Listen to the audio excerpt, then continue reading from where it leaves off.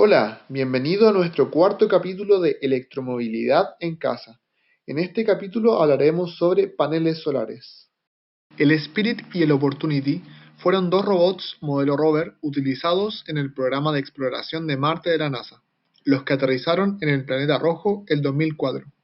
La principal fuente de energía de estos robots eran un conjunto de paneles solares que entregaban en promedio 0.51 kWh por día, los que iban recargando las baterías.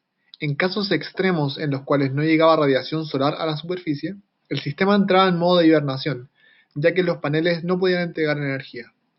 El Opportunity dejó de funcionar el 2018, logrando 14 años de autonomía solo utilizando paneles solares, en condiciones extremas. En primer lugar, hay que entender algunos conceptos claves.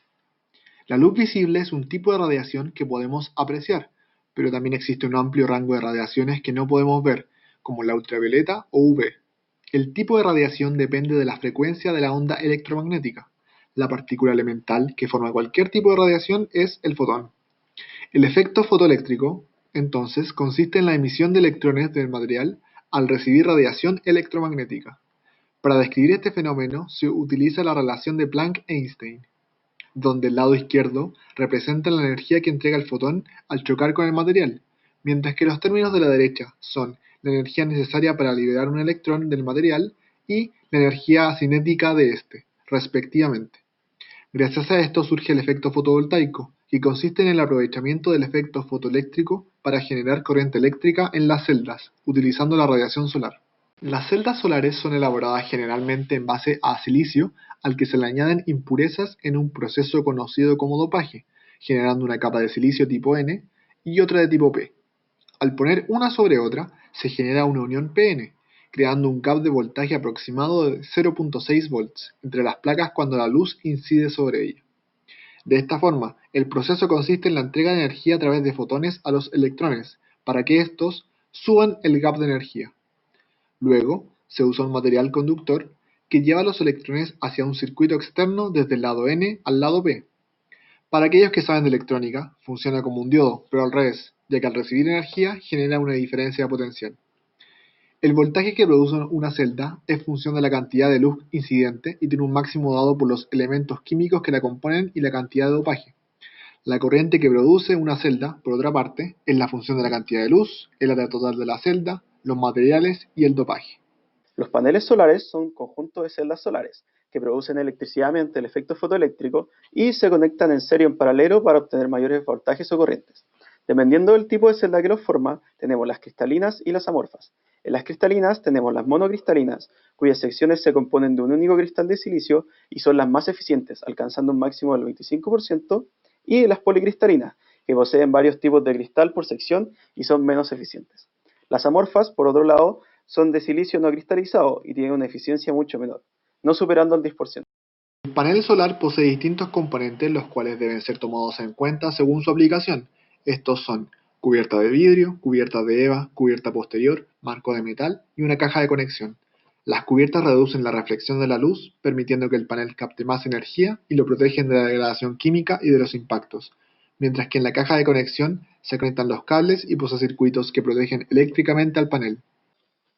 La energía que es capaz de captar un panel solar depende del ángulo de incidencia de los rayos del sol, ángulos que van cambiando a lo largo del día, además que a medida que avanza el año, cambia la trayectoria del sol en el cielo. Existen paneles solares que son fijos, mientras que hay otros que pueden ir modificando su posición respecto al sol, con tal de aprovechar de mejor forma la luz durante el día.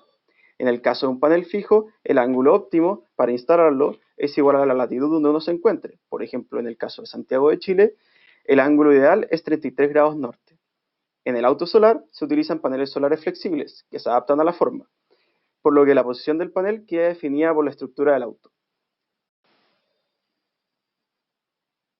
Para poder ocupar de manera efectiva un panel solar, se deben tener en cuenta sus parámetros, los cuales son la corriente de cortocircuito, que es aquella que se produce a 0 volts y se puede medir con un amperímetro en los bornes, el voltaje de circuito abierto, que es el voltaje máximo del panel y se debe medir sin carga conectada, directamente utilizando un voltímetro en los bornes, la potencia, la corriente y voltaje máximos, y la eficiencia o rendimiento, que es la potencia máxima partido por la potencia inicial. Estos valores suelen ser entregados por los fabricantes, los que prueban el panel en condiciones estándar, que son a una irradianza de 1 kW por metro cuadrado y a una temperatura de 25 grados Celsius. Una vez conocidos los parámetros de nuestros paneles, podemos generar el arreglo que se adecua a nuestra aplicación, por ejemplo, en nuestro auto solar. Esto se puede lograr según la conexión que se genere entre los paneles solares. Las conexiones posibles son en serie o en paralelo.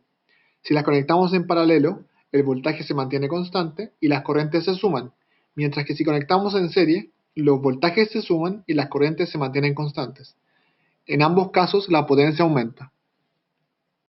El panel solar es un dispositivo de generación eléctrica que posee una fuente inagotable de energía, como lo es la radiación solar.